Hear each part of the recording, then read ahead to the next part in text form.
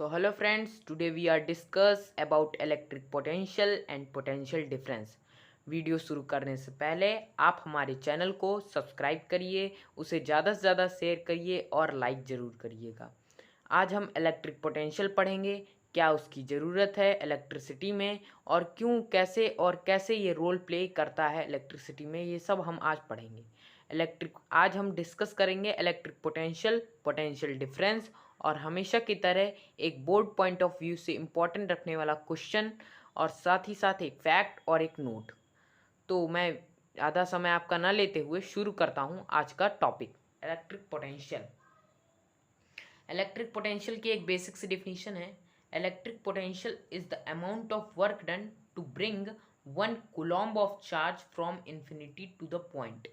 मतलब ये है कि electric potential amount of work done है जो कि 1 कूलम्ब चार्ज को इन्फिनिटी से लाने में खर्च हुआ है या कहीं ए लॉस हुआ है वर्क डन। ठीक, work done is equal to energy, energy loss होती है उसी तरह वर्क डन भी लॉस होता है। ठीक, तो इसको समझाता हूँ मैं आपको।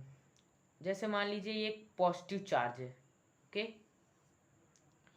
पॉजिटिव चार्ज अपने अराउंड एक अट्रैक्शन फोर्स बनाता है, एक फोर्स अप्लाई बनाता है जिस फोर्स को हम इलेक्ट्रोस्टैटिक फोर्स कहते हैं, जो कि मैंने आपको पिछले वीडियो में पढ़ाया हुआ था कि इलेक्ट्रिक पोटेंशियल और इलेक्ट्रोस्टैटिक फोर्स क्या होता है। ठीक, तो ये एक इलेक्ट्रोस्टैटिक फोर्स अपने अराउंड लगाता है।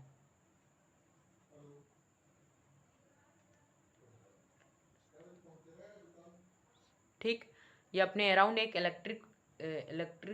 इलेक्ट्रोस्टैटिक फोर्स लगाता है और वो इलेक्ट्रोस्टैटिक फोर्स जैसे कि मैंने आपसे डिस्कस किया था कि वो रिपेल भी हो सकता है और अट्रैक्शन भी हो सकता है। कब वो रिपेल हो सकता है, कब अट्रैक्शन हो सकता है, ये भी मैंने आपको बताया था कि अगर यहाँ पर एक पॉजिटिव चार्ज है तो वो रिपेल होगा, बिकॉज पॉजिटिव पॉजिटिव रिपेल। अगर यहाँ माइनस होता तो ये अट्रैक्ट होता।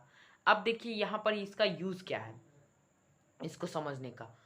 तो जैसे कि ये आप देख रहे हैं कि एक पॉजिटिव चार्ज है, इसमें इलेक्ट्रोस्टैटिक फोर्स लग रहा है। ठीक, ये एक पॉजिटिव चार्ज है, ये इसके अंदर जा नहीं सकता क्योंकि ये इसको रिपेल करेगा। तो आप एक्सटर्नल फोर्स या इसको कहते हैं अनबैलेंस्ड फोर्स आप अप्लाई करेंगे। मान लीजिए आप अप्लाई कर रहे हैं और वो फोर्स आप इसके ऊपर लगा रहे हैं, ये यहाँ तक पहुँच रहा है। ठीक, फिर भी ये इसके ऊपर फोर्स लगा रहा है, आप और ज़्यादा फोर्स लगा रहे हैं, यहाँ तक पहुँच गए। आप और ज़्यादा फोर्स लगा रहे हैं, यहाँ तक पहुँच गए। तो इससे पता है क्या चलेगा कि आपके पास एनर्जी कितनी है, आपके पास ताकत कितनी है जो आपने यहाँ से यहाँ तक लाने में खर्च कर दी। तो energy is equals to work done.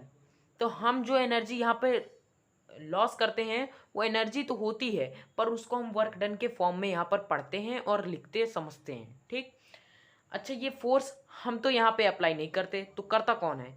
करता यहाँ पर बैटरी है। बैटरी आपने पढ़ा होगा, ये बैटरी का साइन है।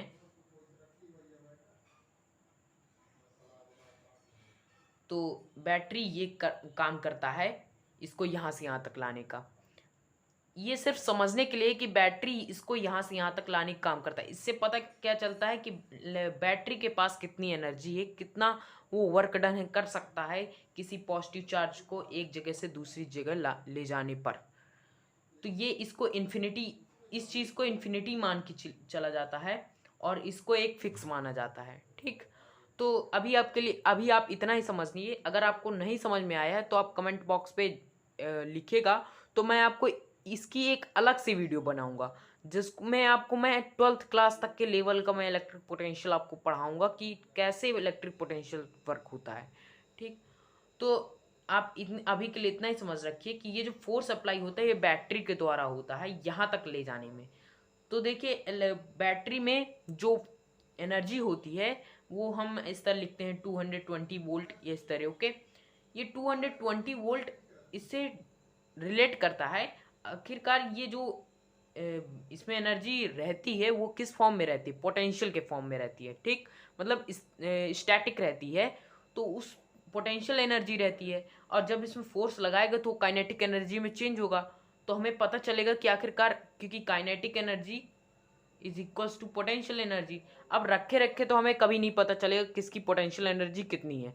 जब वो काइनेटिक यानी मूव करेगा तब हमको पता चलेगा कि आखिरकार उसके पास एनर्जी कितनी है। तो जब हम उसको मूव करवाते हैं तो काइनेटिक एनर्जी में चेंज होती है उसकी पोटेंशियल एनर्जी, तब हमें पता चलता है असलियत में उसके पास कितनी एनर्जी है बैटरी के पास। ठीक, तो यही इसका काम है, बैटरी के पास कितनी एनर्जी है वो इलेक्ट्रिक पोटेंशियल से हम डिफाइन कर सकते हैं। और कैसे? अच्छा, बैटरी के आप कभी भी ये मत लिख के चले आइएगा कि 220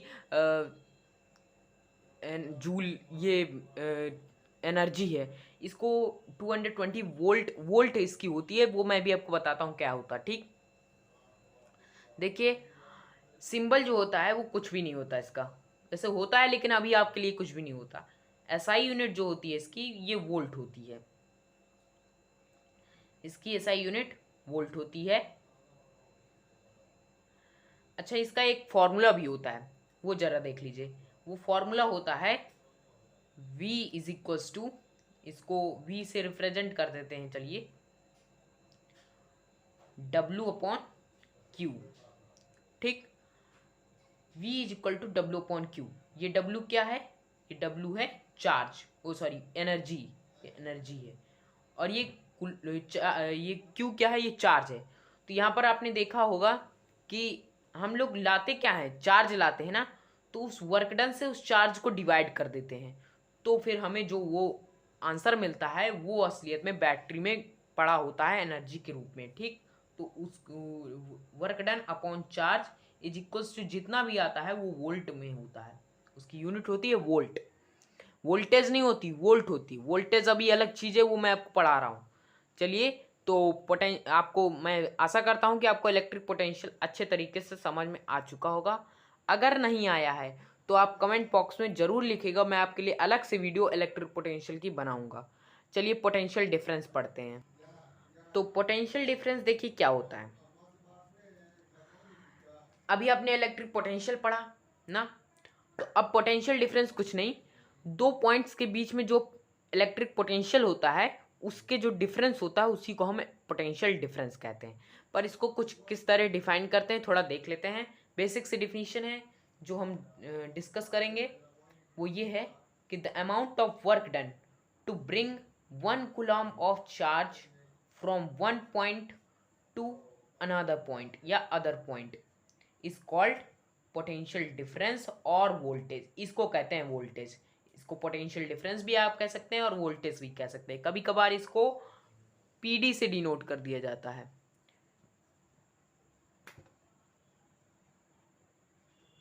पीडी से डिनोट कर दिया जाता है, पीडी का फुल फॉर्म पोटेंशियल डिफरेंस। तो चलिए समझते हैं क्या होता है। The amount of work done to bring 1 coulomb of charge from in one point to other point is called potential difference और voltage। देखिए आपने उसमें पढ़ा था इलेक्ट्रिक पोटेंशियल में कि the amount of work done to bring 1 coulomb of charge from one point to infinity, या शायद फ्रॉम इन्फिनिटी टू वन पॉइंट। तो यहाँ पर वहाँ पर इन्फिनिटी रहता है, वहाँ पर हमें नहीं पता रहता कि वो दूसरा पॉइंट क्या है, पर यहाँ पर हमें पता रहता है कि दूसरा पॉइंट क्या है। ठीक, तो हम आसानी से डिफरेंस इलेक्ट्रिक पोटेंशियल का जो डिफरेंस है वो यहाँ पर मेज़र कर लेते हैं और हमें पोटेंशियल डिफरेंस मिल जाता है। तो देखिए कैसे होता है ये एक पॉजिटिव चार्ज है। ठीक, ये एक पॉइंट है और एक पॉइंट ये है, तो यहाँ तक आया और यही पॉजिटिव चार्ज यहाँ तक भी आएगा। ठीक, तो यहाँ से यहाँ तक जो V होगा यानी W अपॉन Q होगा वो ये ज़्यादा बड़ा होगा, क्योंकि यहाँ तक लाने में आपको ज़्यादा एनर्जी लगेगी, ये कम होगा। तो ये ऐसा अंडरस्टूड से है कि कौन बड़ा कौन छोटा होगा। तो इसको मान लेते हैं V1, इसको V2। तो होगा क्या कि जब हमें पोटेंशियल डिफरेंस निकालना होगा इन दोनों पॉइंट्स के बीच का, तो हम करेंगे क्या, V1 minus V2 is equal to W upon Q minus W upon Q। ठीक, तो ये तो एक मिनट, ये थोड़ा गलत हो गया, आप एक बार थोड़ा इस तरह कर लीजिएगा कि V1 minus V2 is equal V2 minus V1, जो आंसर आएगा वो ऑब्वियस सी बात है कि वो वोल्ट में ही आएगा। जैसे आपने देखा है कि 4 एप्पल में 2 एप्पल घटा दें तो आंसर क्या आएगा, 2 एप्पल। मतलब कि हम एप्पल में एप्पल घटा रहे हैं, ज़्यादा एप्पल में कम एप्पल, तो हमें एप्पल ही मिल रहा है। वैसे ही यहाँ पर ज़्यादा वोल्ट में कम वोल्ट घटा रहे हैं तो हमें वोल्ट मिलेगा। उस वोल्ट को रिप्रेजेंट करने का जो तरीका है वो डेल्टा वी कहते हैं हम, क्योंकि हम यहाँ पे डिफाइन नहीं कर सकते कि कौन कितना है वो। तो ये डेल्टा वी आपने पिछली क्लास में पढ़ा होगा, अगर नहीं पढ़ा है तो आप मुझे कमेंट बॉक्स में लिख कर बता सकते हैं, मैं आपको डिफाइन कर दूंगा कि डेल्टा वी क्यों लिखते हैं। ठीक है, तो इसका जो सिंबल है पोटेंशियल डिफरेंस का या वोल्टेज का या पीडी का, वो वी है। इसका जो फॉर्मूला है एस्टिमेटिंग करने का वो अभी मैंने आपसे डिस्कस किया था, delta V is equals to W upon Q. Okay, delta V is equals to W upon Q. आप जब नोटबुक में या फिर पेपर में जब आप लिखेंगे तो डायरेक्ट आप v is equals to W upon Q लिख सकते हैं, लेकिन अगर डेल्टा वी आप लिखते हैं तो ज़्यादा परफेक्ट होगा और ज़्यादा अच्छा होगा। ठीक है, इसकी एसआई यूनिट जो है वो वोल्टेज है, और वोल्ट है, सॉरी वोल्टेज नहीं वोल्ट है, और इसको हम जूल पर कुलाम भी कह सकते हैं। कैसे, तो देखिए ये वर्क डन है, वर्क डन जूल में होता है और चार्ज कुलॉम में होता है, तो इसको हम जूल पर कुलाम लिख सकते हैं कि नहीं लिख सकते, है ना।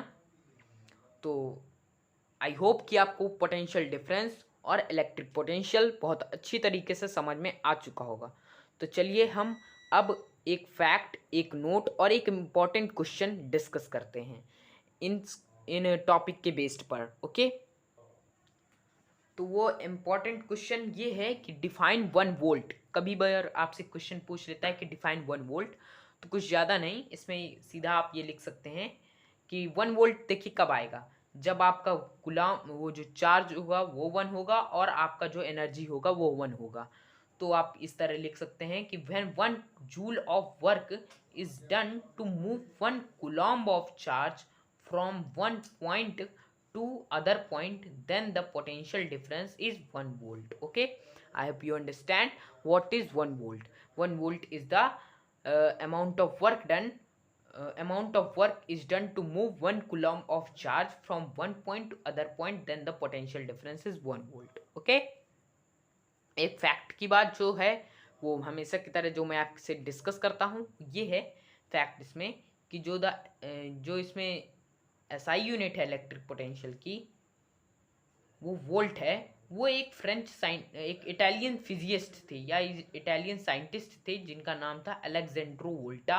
उनके ऑनर पर हमने इसका नाम ऐसा रखा है। इनका जो बर्थ था वो 1745 में हुआ और इनकी डेथ 1827 में हुई। ठीक है, नोट का पॉइंट है कि एक an instrument called volt meter measures electric current नहीं, सॉरी यहाँ पर मेरे से थोड़ा गलत हो गया है, इलेक्ट्रिक